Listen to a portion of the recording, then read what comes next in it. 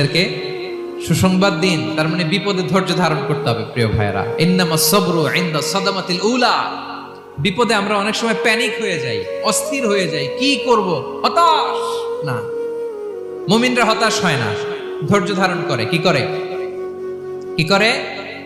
ধৈর্য ধারণ করার শক্তি দাও গো মেহেরবান আমায়, দাও গো মেহেরবান। পড়েন, ধৈর্য ধারণ করার শক্তি দাও গো মেহেরবান আমায়, দাও গো মেহেরবান। সবাই বলুন একসাথে, ধৈর্য ধারণ করার শক্তি দাও গো মেহেরবান আমায়, দাও গো মেহেরবান।